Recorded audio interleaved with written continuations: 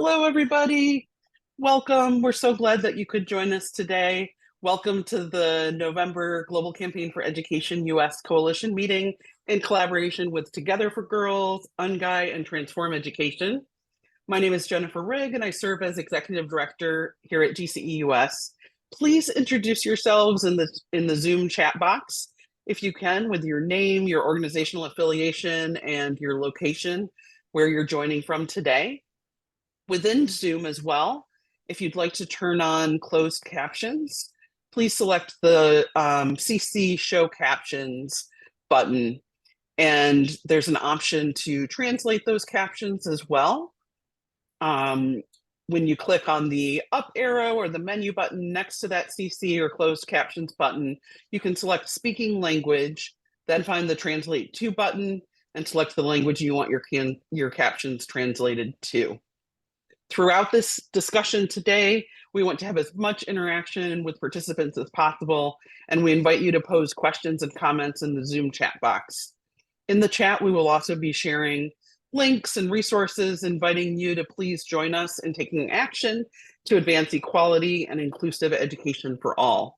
Really grateful to everyone who's already introducing yourselves in the chat box, and thank you to our wonderful colleague, Kate Mallory, who will be facilitating discussion and sharing those resources in the chat box today. If you haven't had a chance to introduce yourself, please do so. And we're just really thrilled today to be welcoming incredible speakers, including Mia Mazer and Chrissy Hart with Together for Girls. Our wonderful colleague Antara sent her best from UNGEI, from the United Nations Girls Education Initiative, and we're so grateful that Jen Thomas was able to join from UNGEI. And welcome to Farrah Munawar from Transform Education. You can also find full speaker bios in the agenda file that Kate has kindly shared in the chat. So with that, we're just really thrilled to kick off this important discussion today. We're grateful that Mia and Chrissy are just such fantastic partners in working together on making sure that we can help not only promote girls' education, but to really ensure that we're able to together end school-related gender-based violence and ensure the human right to quality, inclusive, safe education for everyone. So we're thrilled that Mia will join us from Together for Girls as the Policy and Advocacy Officer, where she focuses on improving national policies to prevent and end violence against children, both with the US government and globally focused across Africa, Asia Pacific, Europe, Latin America, and the Caribbean. And Mia brings a rich background, having worked with the US House of Representatives as a Women's Congressional Policy Institute Legislative Fellow, and also having worked previously with many different nonprofits on early childhood education, women and children's health, international development, and humanitarian assistance. So I think I'm passing to Mia first. We're really thrilled that you're here today. We'll just switch over quickly to the Together for Girls slides. Huge thanks to Chrissy Hart, the Director of Policy and Advocacy and the Regional Lead for Sub-Saharan Africa at Together for Girls, and just an amazing partner. I think everybody is able to see her slide deck now, so wonderful. Thank you, Chrissy. Over to you and Mia. Great. Thank you so much, Jennifer. I'm actually going to kick things off and then Mia will come in. And just big thanks to the whole GCE-US team for organizing today's meeting. We are, as Together for Girls, are delighted to partner with GCE-US on some specific US policy advocacy initiatives, and just really appreciate the opportunity to be here today to talk about specifically the links between education, violence, and gender equality and inequality, and gendered norms. And we really wanted to bring together a group of partners who work closely and collaboratively, but also really focus on sort of different and overlapping constituencies within this space. And so we're just really excited to have Jen representing the UN Girls Education Initiative, a longstanding partner of Together for Girls, and you'll hear about their work in just a little bit. And then Farrah, representing Transform Education, an incredible coalition of youth-focused and led organizations working on educational issues broadly, with a focus on gender and school-related gender-based violence specifically. So I think we'll offer some very different and very complementary and interrelated perspectives on this specific issue of violence, gender in schools, and school-related GBV specifically. So Mia and I will be talking a little bit about the violence against children and youth surveys and how we use the data to understand SRGBV, and how that relates to our policy advocacy work. So I'm going to talk just a little bit about the VAX surveys for folks who are less familiar. I'll talk about our work to utilize the VAX to really understand school-related GBV. And then I'll pass it over, and I'll talk a little bit about our global advocacy, and then I'll pass it over to Mia to talk about how this work informs our US policy advocacy specifically. Oops. So Together for Girls, just by way of a quick introduction, we are a global partnership. We are focused very specifically on the issue of violence against children, adolescents, and youth, and we focus specifically on sexual violence, and recognizing that that impacts adolescent girls in unique ways. Our model and our sort of ethos is very much based on strength in numbers, and that refers both to our focus on collecting and utilizing data and evidence to understand the issue of, prevalence of, and solutions to violence against children, but also the fact that no single actor can solve this issue on their own, and that we need to work in partnership and in collaboration to really create positive change with and for children, adolescents, and youth.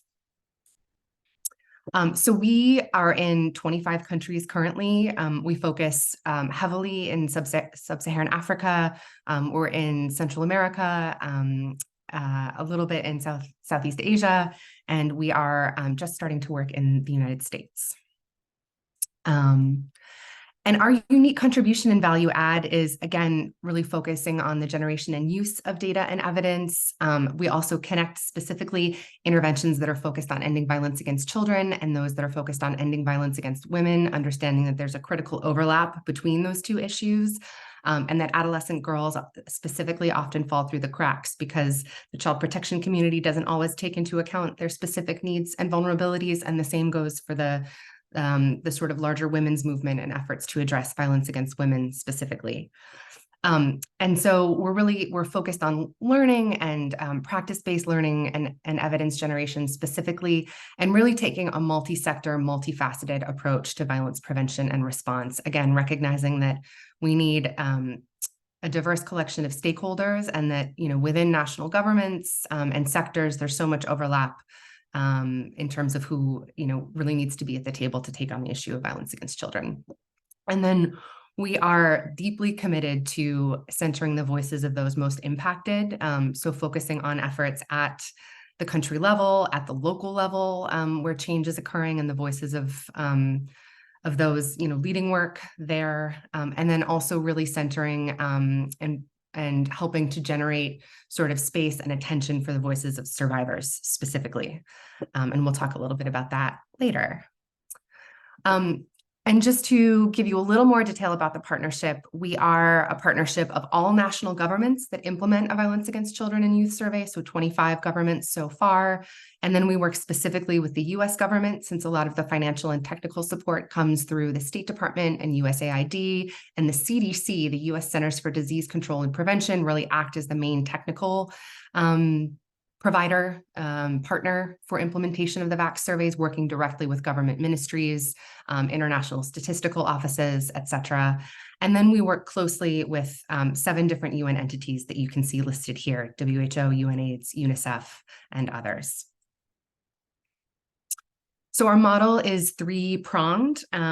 We believe that data guides the way, and that data combined with advocacy are necessary to drive action, so concrete change for children, adolescents, youth, and survivors. And our sort of action model and the areas we focus on within that are threefold: so prevention of violence, healing, and justice for survivors.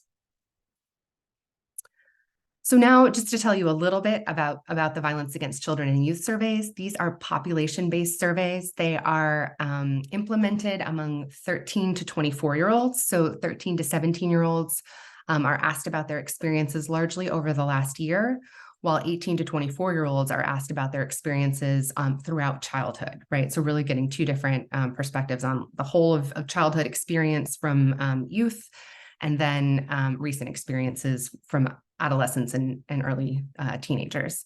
And so the VACs measure the prevalence and nature, very specifically, of physical, sexual, and emotional violence, but then also capture really critical contextual information like risk factors, demographic data, things like level of education, the socioeconomic status of the child or adolescent's household, health outcomes from experiencing violence, risk-taking behaviors. In countries with higher HIV prevalence, we ask questions about testing, we offer testing as well.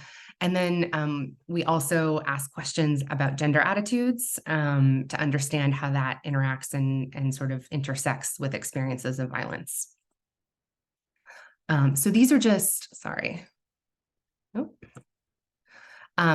These are covers of some of the VACS reports. So whenever a country implements a VACS survey, they will publish a publicly available report, and they also agree to make the entire data set publicly available, usually a year or so after implementation or publication of the survey document. So all of these data can be used by researchers, by practitioners designing programs, by advocates, et cetera. And really the idea is to ensure that, this data is disseminated as widely as possible. And so the VACS data really constitutes the single largest global data source on violence against children in terms of being comprehensive, capturing details about all those different aspects of violence. And you can see at the bottom here, it's actually 25 countries. Some of these slides are a little outdated, but they capture the experiences, the VACs that have been implemented of 12% of the world's children in aggregate, but then 20% living in lower and middle income countries. And just a few slides showing sort of what the VACs tell us and how we translate that data. So this is really the magnitude of sexual violence reported throughout all of childhood by 18 to 24-year-olds in all of these different countries. And you can see that the orange represents girls, the yellow represents boys. This slide demonstrates some of the really important details that the VACs give us, including, for instance, the first incident of sexual violence experienced by adolescent girls. And you can see that this just gives us kind of critical, detailed information about how early interventions are necessary to prevent sexual violence against girls specifically. And then we really take a life course approach to data analysis and data use. And so this slide really demonstrates the different forms of violence that girls specifically are vulnerable to throughout the life course. So how that changes and how the risks of certain forms of violence increase with age or decrease with age.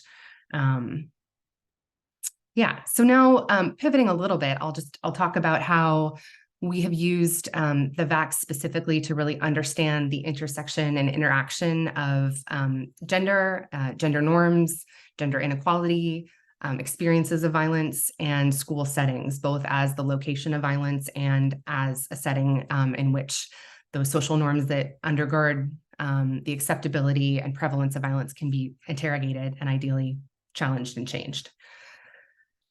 So we have done to date secondary analyses of 14 VACS data sets to really understand specifically the prevalence of physical and sexual violence. Unfortunately, we don't have data on emotional violence specific to schools, but perpetrated by school-related individuals, be that a classmate or a teacher, and then perpetrated in or around schools. So on school grounds, coming to and from school, et cetera. Along with that, we've been able to use indicators that focus on, for instance, level of educational attainment and how that interacts with vulnerability to and experiences of violence. And also, again, those gender norms and how they change with level of education and also intersect with experiences of violence. And here are just a few of the policy briefs that we have published as a result of the research. So just to take a moment to sort of take a big step back and talk about what school-related GBV is. I know some of you are super familiar with this term, but just to say, and thanks to our friends at UNGEI for this lovely graphic, which has been around for a while and is widely used, but this really nicely demonstrates the intersection of various forms of physical, psychological or emotional violence and sexual violence as they pertain to school settings. And so SRGBV is any act or threat of sexual, physical, or psychological violence occurring in and around schools perpetrated as a result of gender norms and stereotypes and enforced by unequal power dynamics. So again, what we were looking at specifically were from the VAX indicators, experiences of physical violence by teachers and peers, sexual violence, the attitudes around the acceptability of corporal punishment in schools, and then these general questions that ask about the acceptability of gender-based violence writ large, and norms and attitudes around the endorsement of GBV and gender roles. And so some of the specific research questions we asked were understanding the national prevalence of school-related GBV, really seeking to understand whether girls and boys experience similar rates of SRGBV and what forms of SRGBV they might be more likely to experience. And there are some interesting variations country to country, although there are also some very distinct trends across countries.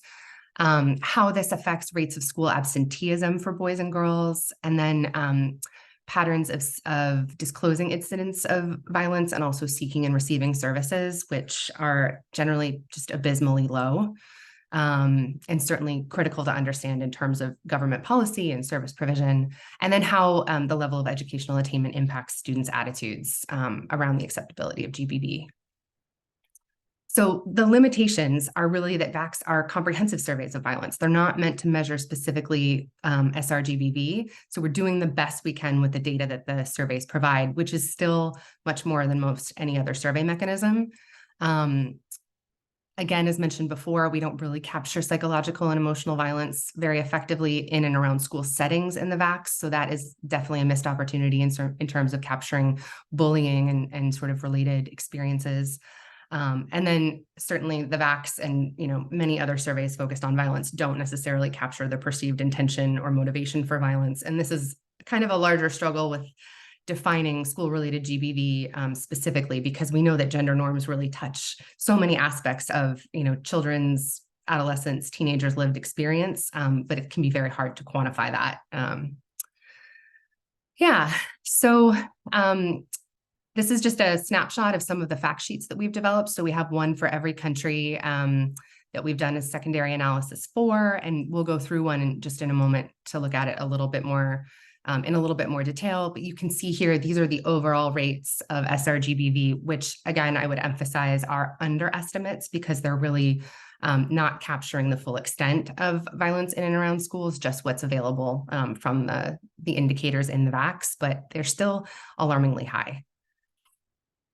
So this is the fact sheet from Côte d'Ivoire. We have the overall rates of physical, sexual, and emotional violence against children. You can see they're very, very high. And then what we've done is looked at the rates of school-related GBV and sort of held that up against the population of under 18-year-olds at the time that the VAX was implemented. And you can see what that looks like in real terms. So 28% of girls experiencing SRGBV in Côte d'Ivoire, 688,000, and almost 1 million boys, or 34% of the then school-age population. And then we have disaggregation of what males and females experience at the hands of male teachers and female teachers. So we do see typically that male teachers are perpetrating more SRGBV and more corporal punishment, and typically that's directed more towards males, though I think we did see in Nigeria, it was interesting that girls actually experienced more violence at the hands of male teachers, which is an interesting dynamic and just speaks to the fact that doing this type of survey implementation and data collection prior to an intervention is really critical to understand the specific gender dynamics at play in any national or local context. And then again, we have that data for physical violence by male and female classmates, and you can see that males are experiencing and perpetrating much more peer-to-peer violence than females are, which also explains the higher rate of SRGBV for males students overall. Sexual violence, the rates are much lower. I personally, from a non-scientific perspective, interpret these data cautiously just because there is so much stigma around sexual violence. And we know anecdotally that often things like, sex for school fees and grades is an unfortunately common practice in many places. Yeah, and then just to wrap up, I think some of the findings from our research include that gender is a huge factor in experiences of violence in and around schools, which obviously has significant implications both for what children are experiencing at school, but then also how that sort of plays into their developmental experiences and outcomes as adults. And that this is just critical for policy development, for effective programming. Certainly, effective prevention requires understanding the ways that gender roles and attitudes and norms impact the prevalence and nature of violence, and necessitate the use of a gendered lens to collect, interpret, and employ quantitative and qualitative data.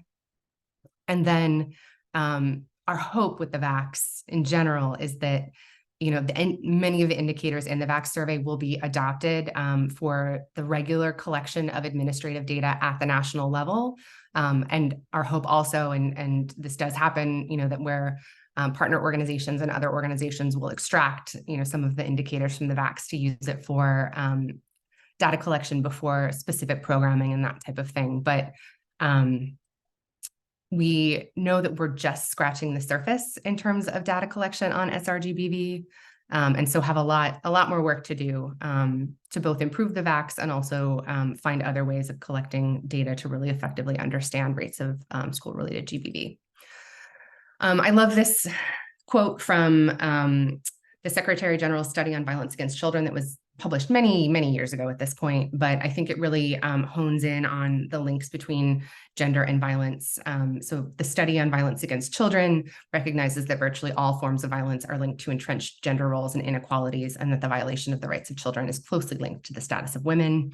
For a lot of us, this is common sense, but it's a message that certainly bears worth repeating, and that the data does bear out. And then just to finish up, we, as I said at sort of the top of the presentation, we believe in strength in numbers. And so we do this work hand in hand with organizations, including UNGEI and Transform Education and the Global Working Group to End School-Related GBV, which UNGEI and UNESCO co-chair. Also the Safe to Learn initiative at UNICEF's education team, GCE, the Coalition for Adolescent Girls, the Interagency Network for Education in Emergencies. And we've done lots of great collaborative advocacy at events like Women Deliver, the Preventing Sexual Violence and Conflict Initiative, the Education Cannot Wait High-Level Financing Conference, the Sexual Violence Research Initiative Annual Forum. And here's just one photo from an event that we were a part of at the Preventing Sexual Violence in Conflict not annual forum, but second ever forum. In London last year.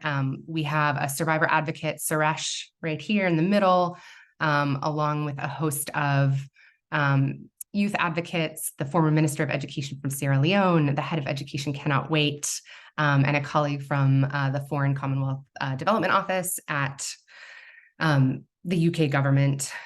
So just one example of kind of where we're engaging and how we're engaging to try to raise awareness around the issue of sRGBV. And then lastly, I will just close by saying we worked very closely with UNGEI, UNESCO, and other partners to really understand how VAX data, along with other data sources, can help us understand sRGBV more comprehensively, given that we don't have a kind of specific, robust, specifically targeted data set focused on sRGBV that's being implemented. And so we took some time to look at what the VAX tells us, what the Global School-Based Health Survey can tell us, what the mix and other sort of regional and national data sets can tell us. And so that's a great resource. We'll drop a link in the chat. And I will pass it over to my colleague, Mia, now. Thanks, Chrissy. Hi, everybody. It's great to be with you. So I am going to follow up with our US government focused advocacy work at Together for Girls. So in addition to our global advocacy, Together for Girls is also working to shape US government policy agenda as it relates to preventing and ending violence against children, including school-related gender-based violence. While we are ramping up our work on the domestic policy side, much of our work is focused on influencing US foreign policy and foreign assistance. So what does that look like exactly? Together for Girls has contributed to the development of US policies by providing technical advice on various government strategies. So the following snapshots are policies that we've worked on by providing expert knowledge and or are tracking how these strategies are being used and implemented. So we have the US strategy to prevent and respond to gender-based violence globally, which identifies girls and young women as an at-risk group to be prioritized in US efforts to address GBV, and acknowledges GBV as a barrier to girls and women's participation in civic and social and economic life. Together for Girls advocated for the use of a life course approach in this strategy, focusing on how gender and age intersect to create unique and specific vulnerabilities for girls, and ensuring that the strategy addresses these intersections. We recently engaged in consultations on ways to improve girls' empowerment efforts by US government and update indicators to better measure the efficacy of these efforts and implementation of the US global strategy to empower adolescent girls, which tackles barriers that keep adolescent girls from engaging in civic and political life through education, economic activities, skills building, and addressing harmful norms. And we've also recently engaged in consultations to update the US government strategy for advocating protection and care for children in adversity, also known as APCA, which is a whole of government strategy that outlines the US government's approach to investing in the development, care, dignity, and safety of the world's most vulnerable children and their families. And finally, we are tracking the US strategy on global girls' civic and political participation, which was introduced on International Day of the Girl last month, which is very exciting. This strategy outlines US global priorities related to the engagement of adolescent girls in civic and political processes across policy, public diplomacy, and programming efforts. Together for Girls, we're particularly interested in efforts to address barriers to the civic and political participation of women and girls, like the prevalence of GBV, including child marriage and technology facilitated GBV as it relates to this strategy. Next slide, please. So we are increasing our direct engagement on Capitol Hill and meeting with members of Congress and their staff in both the House and Senate to advocate for legislative and appropriations funding priorities related to preventing and ending violence against children. We're doing this work through organized Capitol Hill Days, as well as working in coalition with other organizations who are engaged in organized Hill targeted advocacy. Next slide. So in coalition with our colleagues in the field, we're advocating for a variety of US appropriations funding priorities, like I mentioned, that address the myriad of issues that intersect with violence against children, such as gender equality, gender-based violence, child protection, international basic education, along with GCE-US and international food aid, for example. We are also increasing our advocacy efforts to get a single budget line for the violence against children and youth surveys that Chrissy discussed, and getting that included in the president's budget and through the appropriations process. As a member of the Ending Violence Against Children Task Force, Together for Girls is heavily involved in advocating for the Strengthening Efforts to End Violence Against Children Act, also known as the CVAC Act, which was introduced in the House this summer by Representatives McGovern and Salazar. This bill would update and strengthen existing U.S. government efforts to end violence against children and improve interagency coordination in addressing violence. More specifically, it would update USAID reporting requirements to identify how U.S. agencies are utilizing the INSPIRE strategies and findings from the VACs, among other provisions. And we are currently looking for a sponsor in the Senate and pushing to move the bill forward for committee markup in the House, which is exciting. We are also supporting organization of the Girls Lead Act through the Girls Lead Working Group. This is legislation that promotes girls' leadership and participation in civic and political processes through U.S. foreign assistance. There's hope that the bill will be introduced in the Senate by the end of this year or early 2024, so stay tuned. Similarly, we are lending our support to the Keeping Girls in School Act. This, would address the unique barriers that young girls in developing countries face in accessing a full education. The bill is supposed to be introduced in the House again soon. It's looking less likely that companion bills will be introduced in the House at the moment for both Girls Lead and Keeping Girls in School. But we are steadfast in our advocacy efforts and will continue pushing on that front. And we are also part of a coalition called the Children's Policy Funding Initiative, which GCE-US is also a member of, that's advocating for a whole child approach to US foreign policy and implementation.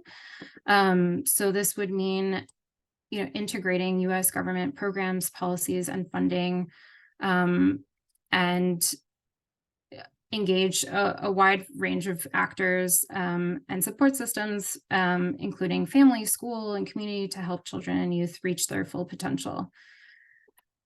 And we're very glad to be partners in this work with GCE-US.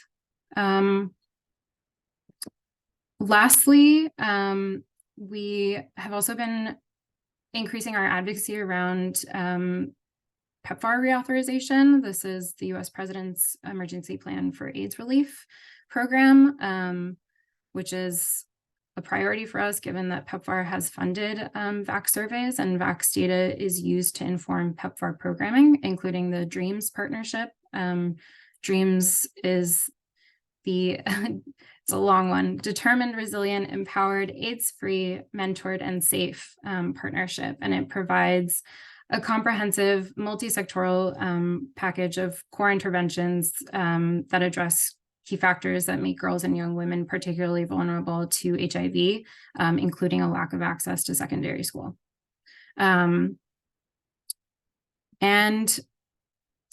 Lastly, we are also supporting organization of the reauthorization of the READ Act, which I believe many of you are very familiar with. And Dana will be providing some exciting updates later on in the meeting. Next slide. Okay, yeah, and as Chrissy mentioned at the top of the presentation, we are deeply committed to breaking the silence around sexual violence by amplifying survivor voices and ensuring that they are meaningfully incorporated into policy discussions and decision-making. We strongly believe that by centering survivor voices, we can create transformational change. And the BRAVE movement, which is hosted by Together for Girls, is a global network and inclusive advocacy movement of survivors and allies fighting for an end to childhood sexual violence and driving action for prevention, healing, and justice around the world. Brave has been advocating for transformative action, calling on G7 leaders, the UN, the European Parliament, to hold big tech accountable and abolish the statutes of limitations, among other efforts, amazing efforts that they are involved in. Brave has also been doing incredible work uniting and mobilizing survivor groups across Africa. We have been so grateful to have them involved in some of our US advocacy work as part of our Hill Days back in April. And like Chrissy mentioned, they've also participated in some global advocacy related to SRGBV by serving as experts on panel discussions on the crucial role of education in protecting children, supporting survivors and preventing sexual violence in conflict, and proposing solutions to provide all children in all contexts the ability to learn safely. And with that, thank you, and we'll be happy to take any questions during the Q&A. Wonderful. Thank you so very much, Mia and Chrissy. Such important work.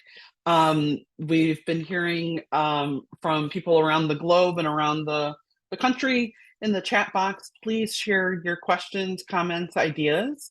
Not only is this work so important year-round, but especially knowing that on the 25th of November, just last weekend, the International Day for the Elimination of Violence Against Women kicked off the 16 days of activism now through December 10th, commemorating International Human Rights Day. And so we'd love to hear from all of you about any advocacy or campaigning that you're doing. And that would just be a quick question to Chrissy and Mia.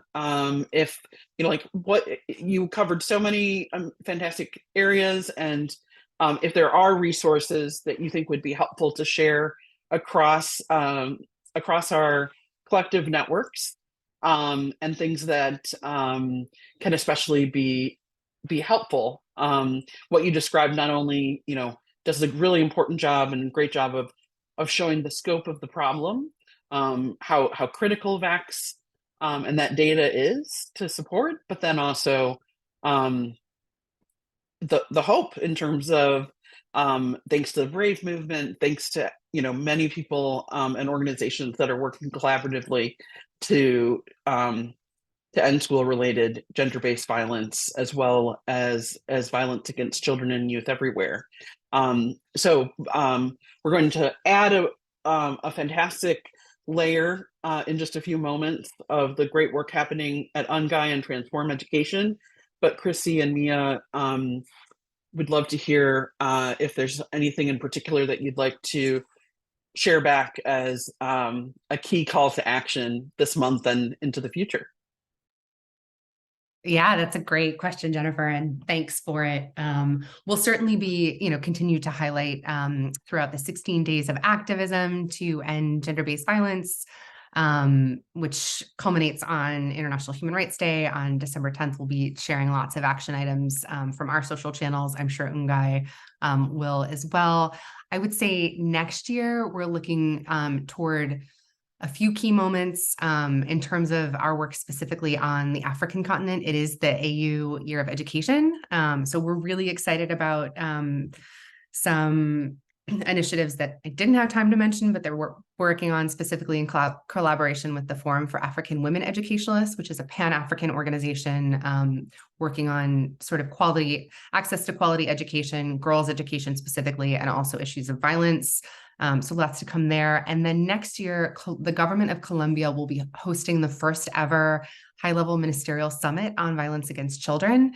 And so we are really excited about the potential to have that be, you know, a political venue where this issue is robustly discussed. So trying to sort of lay some of the foundation for that now. And that's something that, you know, we'll be doing in collaboration with the Safe to Learn initiative, which I mentioned before. I'll share a link to that in the chat. And then, of course, the global working group on school-related GBV that I'm sure Jen will be talking about in just a moment.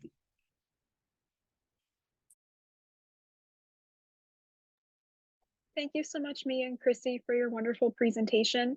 And next, we'd like to introduce Jennifer Thomas, Communications and Advocacy Lead at the UN Girls Education Initiative, or UNGEI Secretariat. She previously worked with Purpose to lead campaigns for the United Nations Verified Initiative, aiming to combat mis and disinformation around the COVID-19 pandemic. Welcome, Jen. Thank you so much for joining us today. Thank you so much, everyone. Thank you for having us here on the UN Girls Education Initiative. It's such an important topic, and obviously as we are right in the middle of 16 days of activism against GBV, it's a really important moment for all of us to come together. It's also a tough time. I mean, it's a tough time for the world. Obviously, we're seeing what's unfolding in Gaza, which is dominating the headlines, and we're seeing such deep impacts for children, even attacks directly on schools, including those which are being used as spaces of shelter. You know, the crises, the conflicts which are happening around the world are really deepening in Afghanistan, in Sudan, in Haiti, and Ukraine, Ethiopia, Somalia. The list kind of goes on. And I think as we come together, you know, it's a very sobering time to be thinking about this and to be thinking about the impacts that these crises are having on children, particularly on girls, and in terms of the provision of really safe, tolerant, inclusive schools for all. So we wanted to kind of acknowledge that from our side, because we can't talk about this issue without talking about what's happening more broadly. But we're seeing also, and we'll talk about this in some of the programs that we're doing, you know, the kind of the individual kind of community level impacts outside of those conflicts of what's happening for children. So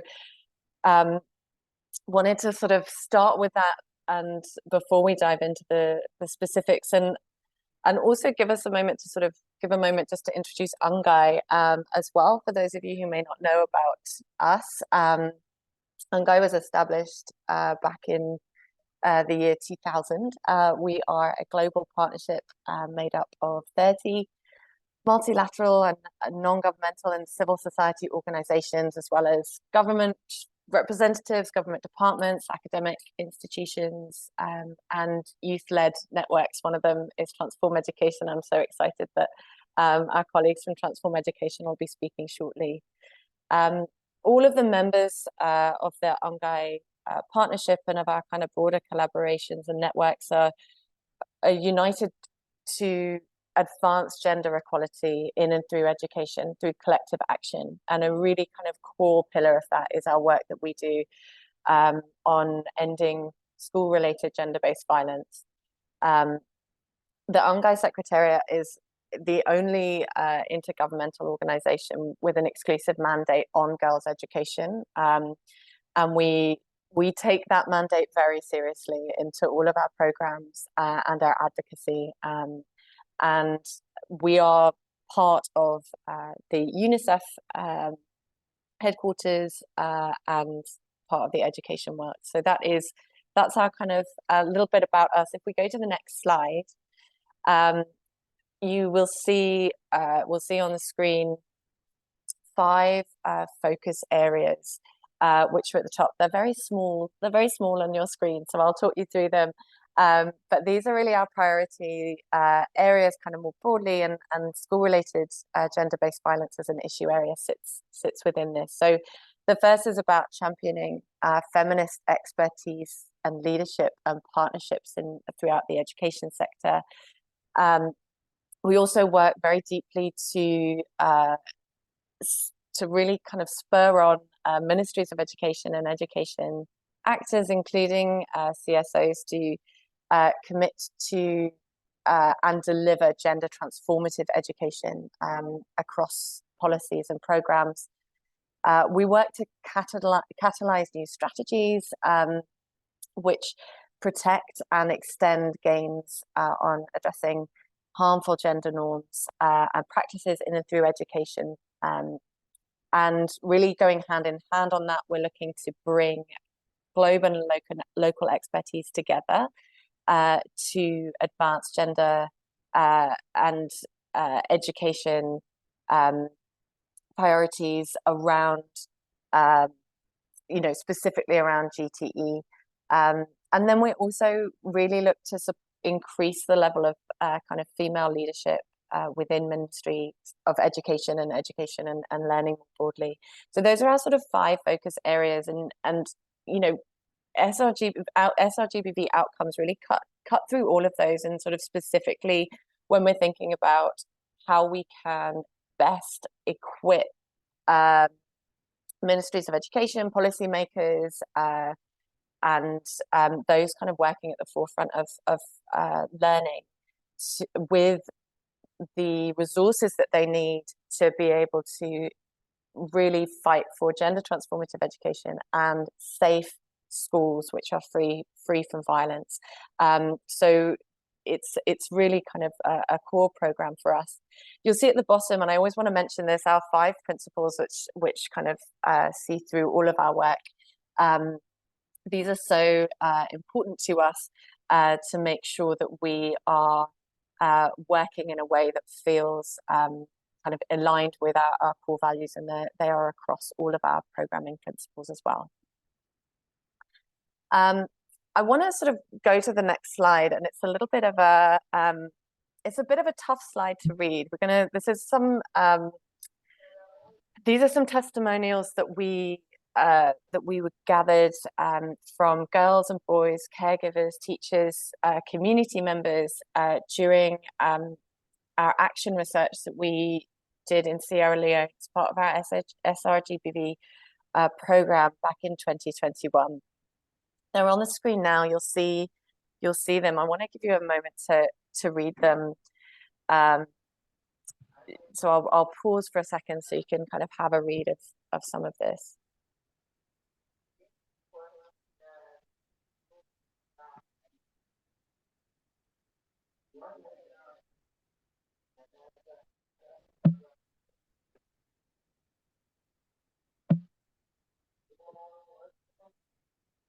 And the reason we wanted to sort of, share this today is to really remember what we're looking at, the real experiences that young people are having on the ground, and not only young people, but their caregivers, their teachers, the sorts of attitudes, the sorts of experiences that we've captured here.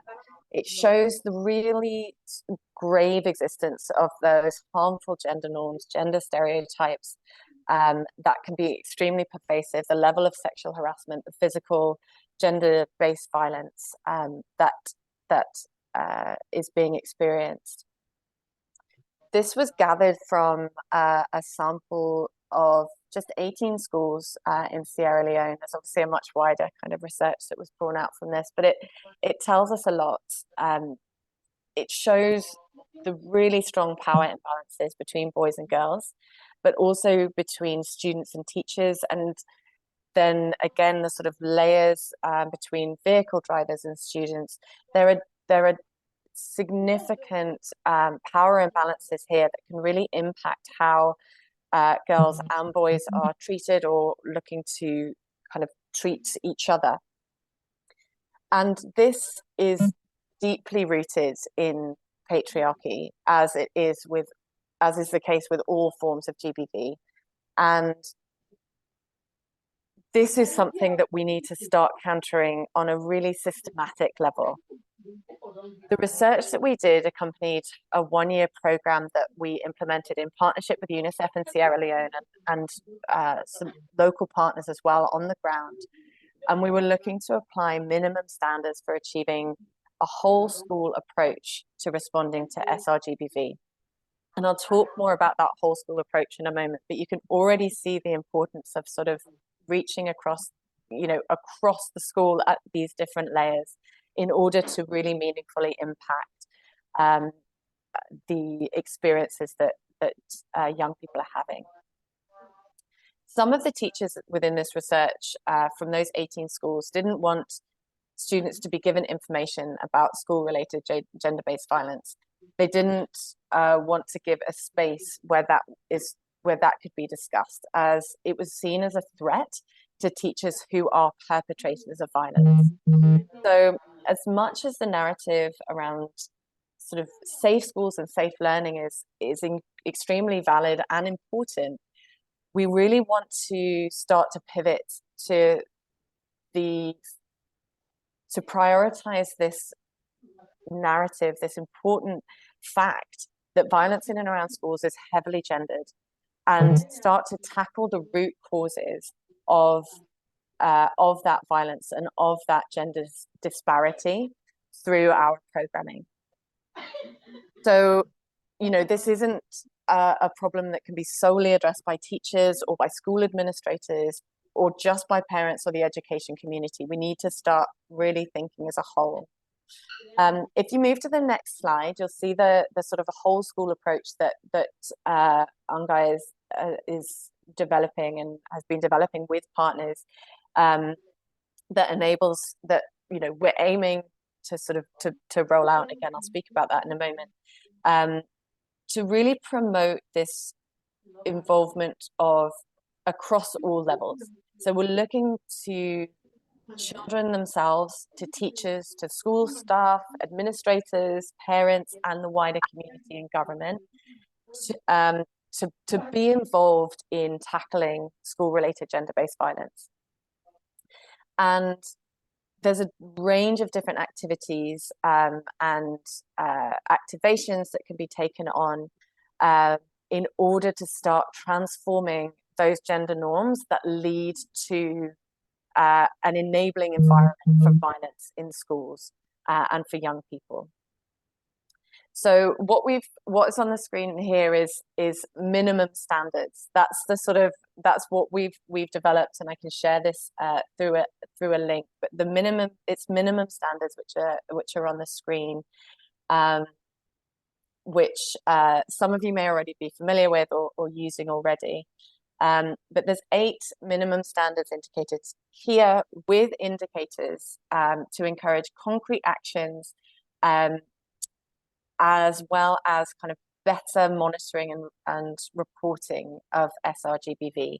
So one of the elements that we're trying to take forward is really sort of socializing these minimum standards and ensuring that this is a tool that can be used, and not only used to sort of guide programming, but also as a tool for measuring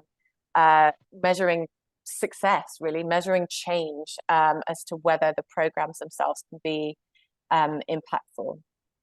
So through these standards and through sort of the implementation of this, you know, we really believe that schools can be safer, more child-friendly, and just a better learning environment. You know, safe schools are also more effective schools. It means that children can learn more effectively, and they're engaged in a very safe and secure way.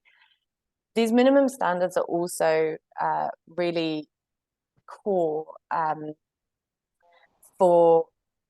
and they've been developed with this idea of children and young people really at the center. And I know that that's something that Chrissy was also talking about. It's so important to so many of you and to us as well, that children and young people are at the heart of the whole school approach. And this is really part of kind of our broader work that UNGEI is doing around gender transformative education. You know, we really need to make sure that girls, boys, and children in all their diversity are able to feel secure in their learning environment. The minimum standards that are here have also been applied in, they've been applied in Sierra Leone, seen them also being applied in Zimbabwe, and we're hoping that they can become a more sort of, you know, broader tool for programming and policy for ending school-related gender-based violence. The 2 pilots that we've done on this have generated really strong evidence that we're also using for our advocacy, and it was part of what has led to the inclusion of sRGBV in the education sector analysis, and a commitment by the Ministry of Education to the Safe to Learn campaign in Sierra Leone. So by applying and advocating for these standards, we also are starting to see impact at programmatic and policy level as well.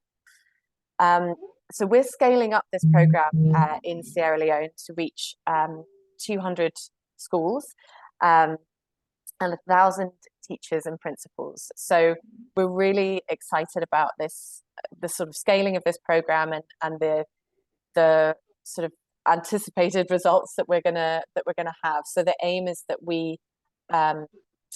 that will reduce reports of sRGBV, so direct student reporting of sRGBV, by half, and that all the schools that we engage with set up sRGBV monitoring, reporting, referral, and response mechanisms as well.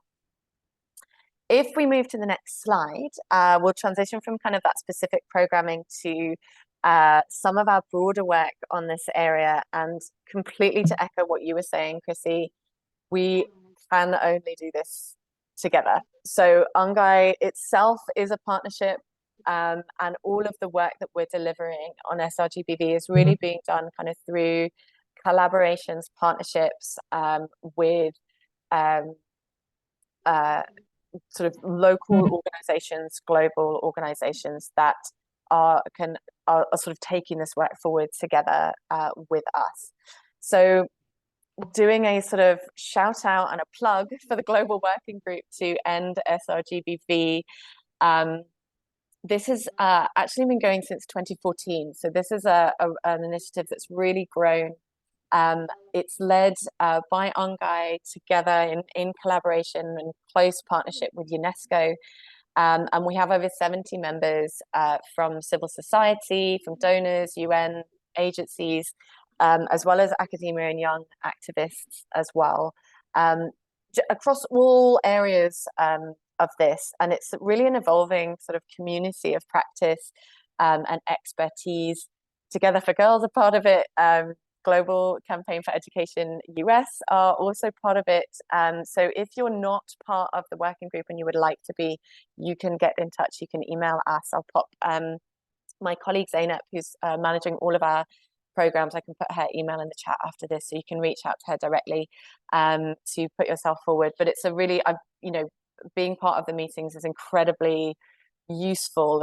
It's really a working group that's working very hard, and we're collaborating on joint advocacy, sharing resources. We're building out a knowledge base together, and we're fostering. It's really fostering a coordinated response to school-related gender-based violence, bringing together all of that diverse policy and programming expertise.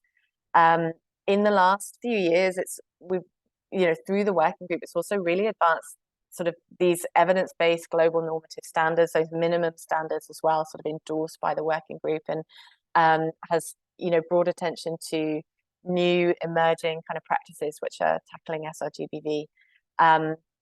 So it's had some really sort of strong, strong kind of outcomes, as well as being a really supportive community to work on this. And of course, the I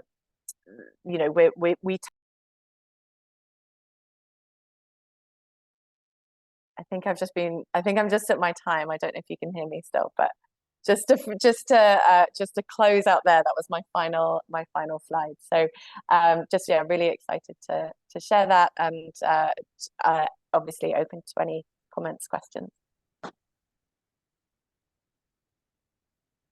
Thank you, Jen, for sharing such important information. And hopefully everybody was able to, we shared those slides in the chat box as well, if folks want to dig in further. And yes, please share in any that contact information or ways that people can join the working group. It's such an important way for this collaboration to progress, and for this work to go deeper. Thanks so much, Kate, for flagging. Any questions for Jen Thomas, for our friends at the UN Girls Education initiative. We're going to hear next about just such important work happening. Very quickly, Jen, I don't know if it's possible to share, just we'll have a survey for everybody on, what, and please share that in the chat as well. What key moments do you see coming up? Can't believe 2024 is right around the corner, but from an advocacy and strategic communication standpoint, what are some opportunities that you see coming up? And we're grateful in the chat to colleagues earlier who've shared their perspective in Burundi and a variety of locations, right? And so you're getting comments and questions about the importance of really making sure that girls who are impacted in a variety of areas are really able to access safe, quality, inclusive education. Thanks. Yeah, thanks so much. I mean, just in terms of the priorities that we always sort of would look at and would look ahead to is, we've got the some of them already been mentioned. So the Pan-African Conference on Education, Generation Equality Forum. We work very closely with Safe to Learn and sort of those campaigns around that, as well as, of course, 16 days of activism. So those sort of our kind of top level moments.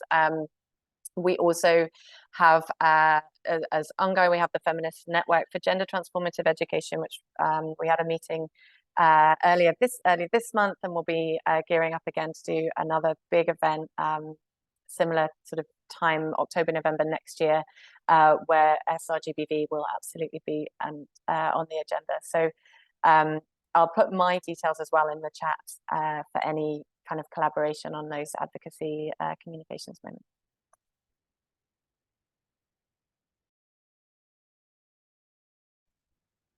Thank you so much, Jen, for sharing about all the amazing work that's being done at UNGEI. Next, we would like to introduce Farrah Munawar from Transforming Education. Farrah Munawar is an 18-year-old youth feminist from Pakistan, currently pursuing her education at the University of Toronto. Farrah is majoring in public policy and international development studies, driven by a desire to contribute meaningfully to a societal progress. Farrah has spent the last 4 years working with local organizations like Climate Action Pakistan and Women in Energy, focusing on girls' education and climate justice. For the past 3 years, Farrah has co-led the Global Working Group Against School-Related Gender-Based Violence under Transform Education, hosted by UNGEI. With a sincere belief in the power of collective action, Farrah Munawar continues to work towards a more equitable and sustainable future through her academic pursuits and on-the-ground activism. We're pleased to have you, Farrah, and over to you. Thank you so much, Maha. Hi, everyone. So my name is Farrah, and well, Maha just introduced me. But yeah, so today I'll be talking a little bit about Transform Education, more specifically the SRGBV working group. So yeah, first of all, I would just like to thank GCE-US and Together for Girls for inviting Transform Education for this important coalition meeting. And as a young feminist network on gender transformative education, we have been doing lots of work on ending school-related gender-based violence through our working groups and by being a part of the global network on SRGBV convened by UNGEI and UNESCO. Jen, thank you for that. So yeah, so I'll just be moving on and talking a little bit more about Transform Education, just to introduce you guys to DE for those of you that don't know about it. So DE is a youth-led feminist coalition hosted by UNGEI, and it brings together young feminists to progress gender equality in and through education. So we do this through strengthened advocacy, capacity growing opportunities, and solidarity in order to make schools a safe place for all genders. So one thing that I love about Transform Education is it's a flat hierarchy. So all these feminist education transformers, there's so much autonomy for them to do the work that they know, use their experiences and their knowledge. So yes, it is youth-led, and we really encourage a participatory culture at Transform Education, where you can bring your own work, your own experiences, and your own ideas. So yeah, we have over 85 members spanning across 60 organizations in 35 countries. So yeah, so we have working groups for each of these thematic areas, and each of these working groups have two co-leaders from different organizations. So for example, the SRGBV working group, which I'm going to be delving into today, is led by me. I'm from JOTPAC, which is a global organization, youth-led organization working against street harassment. And Nya, my co-lead, she is a member of Mirror Vietnam, which is an organization, a grassroots organization working against SRGBV in Vietnam. So what what the SRGBV working group aims to do is kind of provide a safe and empowering space for young feminists to organize, influence both local and international policy spaces. And also, like, the main purpose is to kind of fill the knowledge and the gap of resources for learners. And one thing that we're big on is really nurturing intergenerational knowledge sharing. So what Transform Education, like, and these working groups really aim to do is create a platform for youth-led networks and activists to strengthen tools and resources and just networks to make schools safe for all genders in their communities. So what members of the SRGBV working group do is they bring their own ideas, the work that they're doing in the organizations, and we kind of collect it together and try to amplify our like one purpose towards SRGBV. And so we work with planning and implementing different campaigns, collaborations, creating different resources. So that's a lot of what we do, and I'll be delving a little bit more into that now. So a lot of what we do is creating resources and coming up with recommendations. So these recommendations are intersectional and they're intergenerationally co-created with many different organizations that we've worked with. And yeah, so these are just a few examples over here, like the Intergenerational Partnership Brief, the Solidarity Circle Facilitators Guide. So these are basically bits and pieces of all of our members and our organizations that have like consolidated their demands into one powerful set of recommendations. And one of my personal favorites that I'm just going to share my screen with you guys is the demands for gender transformative education and climate justice. We did this in collaboration with PLAN, Malala Fund, and a couple of other organizations ahead of COP26. So I will just share my screen. I'm sorry, guys, I'll be switching a lot between my screens because there's so many things that I want to share with you guys. But let me know if you are able to see it. In just a moment. Thanks for sharing all these fantastic resources, Farrah, for your work. No, I'm just really excited. Like, I love all of this so much, and I just want people to really know, like, see what we like do exactly. So yeah, this is the call for gender transformative education to advance climate justice. So this was kind of, we were working on the intersections of how like girls' education is affected by climate change and how gender transformative education is a part of climate justice. So as you can see over here, this is a list of demands and calls to action that we've created. I would just like to highlight two specific ones over here. As you can see, be accountable to implement the commitments made in the Gender Action Plan at COP25 and enabling children and youth, particularly girls and young women, to claim their seats at the table.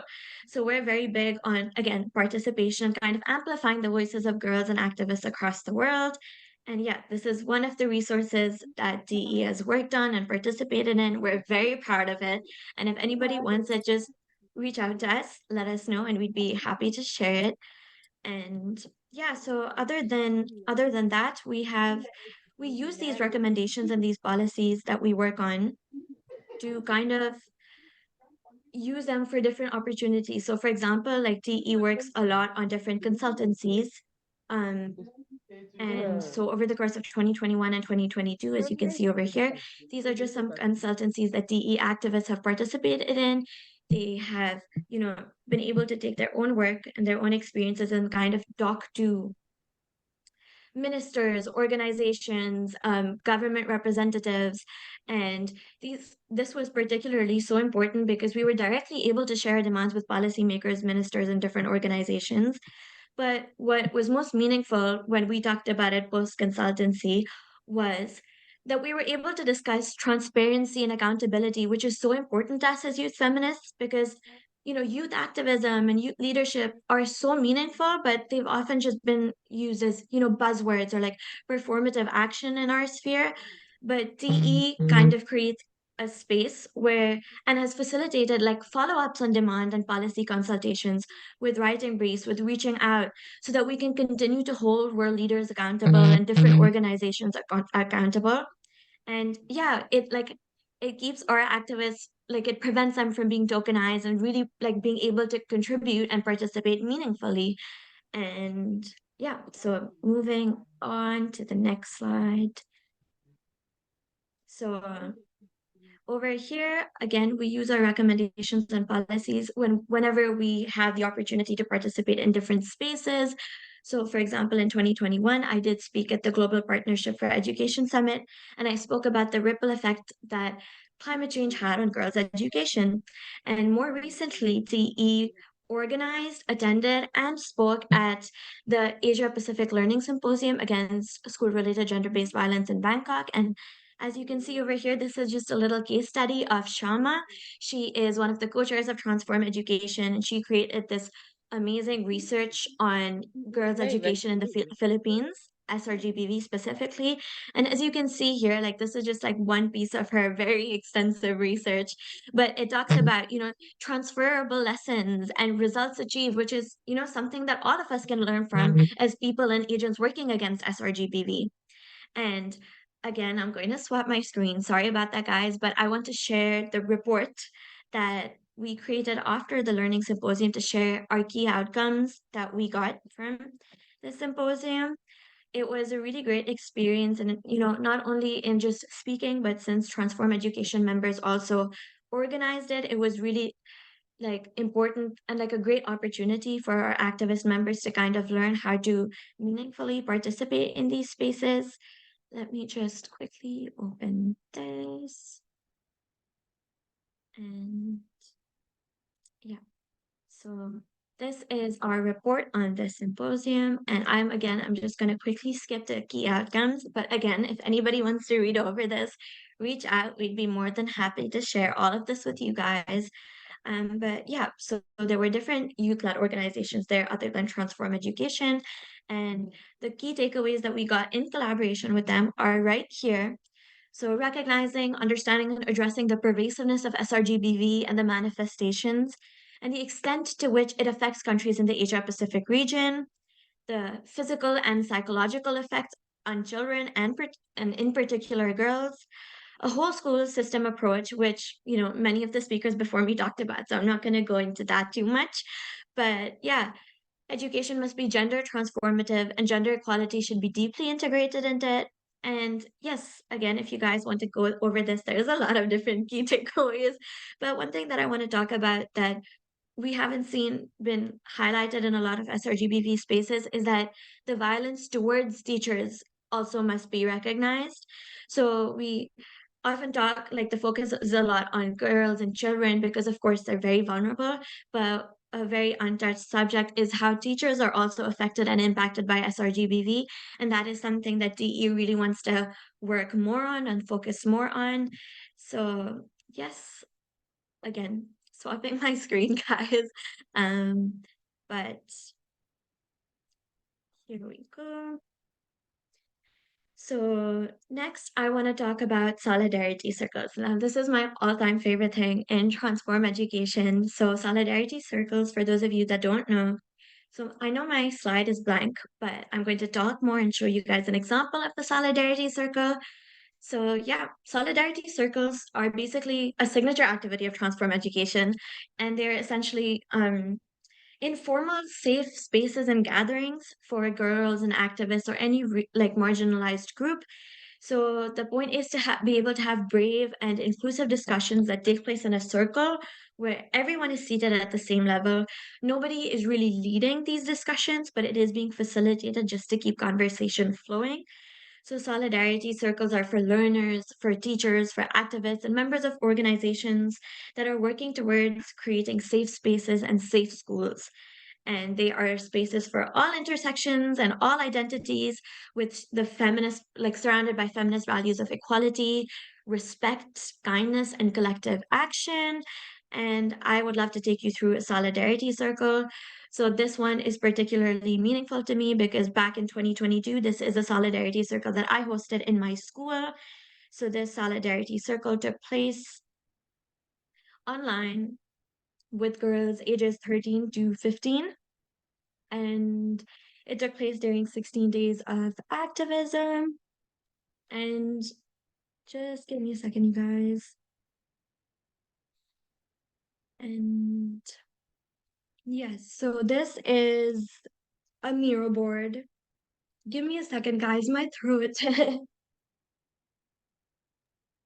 Thanks for sharing all of this, Farrah. Absolutely, please. And Yeah. we'll, when you share this with the group, we'll make sure it gets included in the resources shared after this discussion.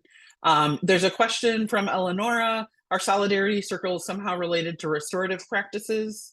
And thank you very much. And we'll quickly close so we can also, we'd love to hear from everybody, any announcements, any upcoming opportunities, or things that people would like to share as well. Thank you, Farrah. Yeah, of course. And so just to just quickly, like, I'll go over this. I'll be done really quick, but this is a solidarity circle.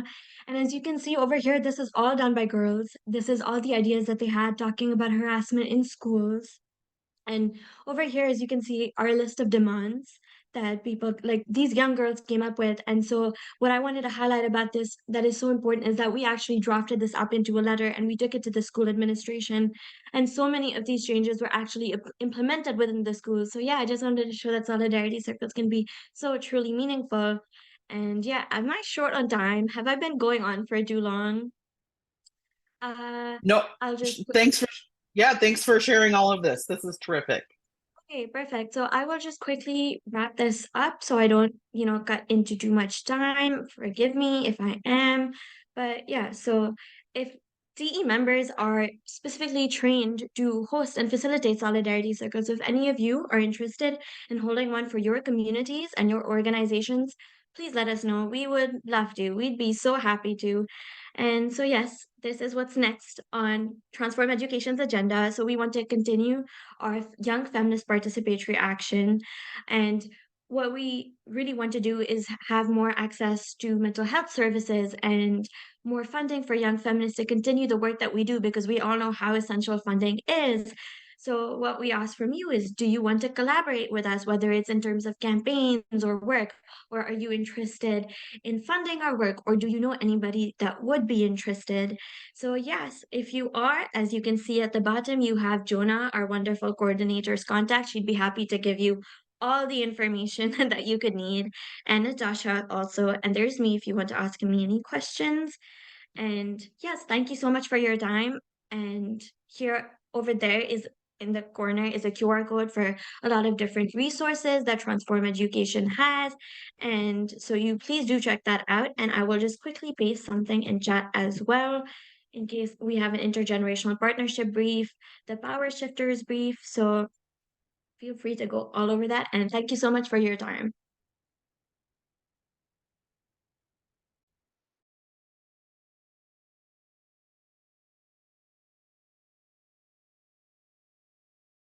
Thank you so much, Farrah, for that incredible presentation. And please, if you don't mind sharing all the resources that you shared, we can send these out to all of our participants after the meeting, because we would love to share those with all of our coalition members.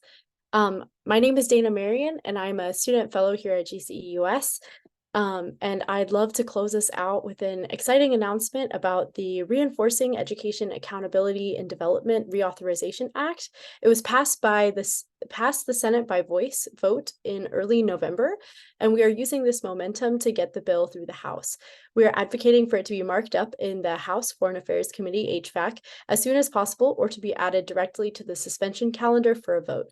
We need the support of HVAC Chairman McCall from Texas and the House Bill Lead Representative Chris Smith from New Jersey. So please email us as soon as possible if you have any contacts in New Jersey or Texas who could help us get this really important piece of legislation passed.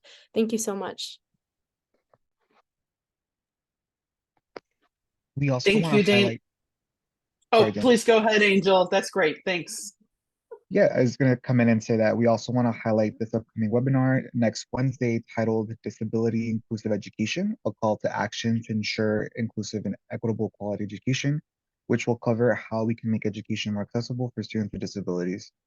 The event's going to occur on December 6th, starting at 8 a.m. Eastern Time, and we just dropped the link to register in the chat.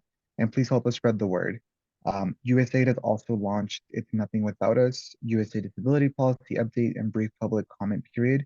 So please feel free to share your feedback by 5 p.m. Eastern Time on December 6th. The link is also in the chat as well, and you are more than welcome to add input in the Zoom chat. In addition, we also have the USAID Global Education Conference, which has been announced for April 15th to the 19th next year in 2024 in Washington, D.C. The deadline to submit a conference proposal is coming up on January 1st. And we also just dropped the link for that as well in the chat. Please let us know if you or your organization plan to propose a USAID Global Education Conference session. And lastly, please contact us at info@gceus.org with updates, speaker and topic ideas. We encourage all of you to let us know if you have any announcements or information to share for upcoming opportunities. And a special thank you to Humanity and Inclusion for inviting everyone to an upcoming webinar titled Child Functioning Module Teacher Version from Research to Operationalization on December 12th, which will launch a step-by-step guide of how to use this module with the aim of supporting education in emergencies, programming and ensuring interventions are more disability inclusive. And we also just shared that registration link in the chat box. Thank you very much to all of you for your participation, advocacy, and partnership. That's terrific. Thank you. And we'd love to hear from all of you. If you have any other announcements to share, ideas for upcoming conversations across and opportunities to collaborate together with GCE-US and across the amazing working groups that have been mentioned. For example, there is a poll, hopefully it's showing up for folks here within Zoom, or feel free to put it in the chat as well. We'd love to hear any ideas, new information, ideas for your work or future collaborations coming out of today's discussion. And what opportunities do you see in 2024 and beyond to advance this work together? So for example, if we were coming together around the 16 days focus again next November, what can we do to really accelerate progress, and what would help this important work to go into even greater depth and invite more to join us in these movements? So I'll pass to for a quick closing if our amazing speakers have anything that they'd like to share in the last few minutes as well. So we just want to, like Angel said, extend a tremendous thank you to all of our speakers, to all of you for joining the conversation today, for these fantastic presentations in collaboration with Together for Girls, UNGEI, Transform Education, and all of you. And we really encourage everyone to continue these vital conversations and advocate for the human right to quality, inclusive, safe education for everyone. We're seeing lots of thanks to all of you for your amazing work in the chat. And Chrissy, is there anything that you'd like to help? You feel free to pass, but we'll pass to you, then to Mia, Jen, and Farrah in these last 7 minutes. If there's 1 or 2 minutes worth of anything that you think would be helpful for closing and helping us to accelerate this action together. Thanks. Yeah, thanks, Jennifer. And thanks so much, everyone, for your attention. I have a furry friend who wants to join in here. Yeah, I would say, please feel free to reach out if you know, if any of the 14 countries that that you see that we've done analyses of, if any of that data would be useful to you in the work that you're doing, or you have any questions about the data in particular. And I would just emphasize the Global Working Group on SRGBV is such a fantastic resource. Having Transform Education is, you know, a key part of that working group is amazing. And it's been really exciting to be part of a group that is so meaningfully including youth-led and youth-centered work in this work, which, you know, we know is such a critical component of it. So yeah, I would just encourage folks to plug in if it's relevant to you. Thanks for your attention. Over to others.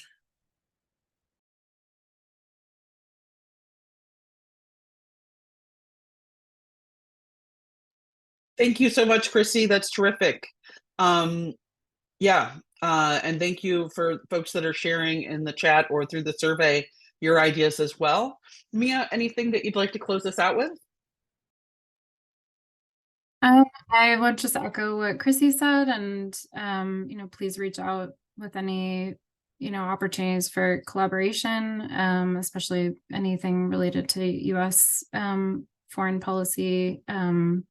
I am very open to hearing about other folks' work and finding ways to collaborate.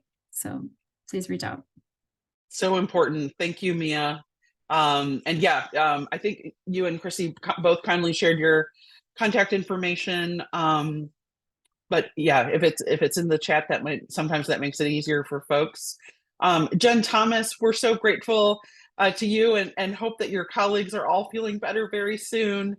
Please let us know if there's anything that you'd like to share with this fantastic group as we all move forward. Everyone's heard a lot from me already, but just want to say thank you so much for the chance to come together. And it's always so it's so energizing to hear from others who are doing such important work, and just really thank you for the opportunity, but excited to continue to collaborate with everyone on this call. So thank you. Oh, thank you so much. Farrah, would you like to close us out? We're just really thrilled to hear from you, Natasha, and everybody with Transform Education about the amazing work, and thank you for your leadership. Oh, thank you. Thank you so much for the opportunity to, like, you know, let us speak about it. So yes, Transform Education is a ever-growing network and a community, and we want to keep growing. So if there is anybody else who would just like to participate and join us in the work that we do, or there's some you're doing your own work that you would like to amplify, just, you know, send a message to Jonah, to any of us, and we'd really be happy to get talking and do something. And again, so the SRGBV working group, there are other working groups as well if you're interested. And yes, thank you so much for the opportunity, and it was so great to hear everybody speak and talk about their work. And yeah, Terrific. Well, thank you all very much. Please, let's continue this dialogue and the opportunity to collaborate and accomplish more together. Here we are, depending on your time zone, on the sort of afternoon, evening going into December, or some of you may already be going into December 1st. And so as the drumbeat moves forward with International Day of Persons with Disabilities, International Human Rights Day, and 2024 about to start, let's all make sure that we're working together, and just please join us in thanking our fantastic partners at Together for Girls, Transform Education, and UNGEI. Huge thanks to all of you.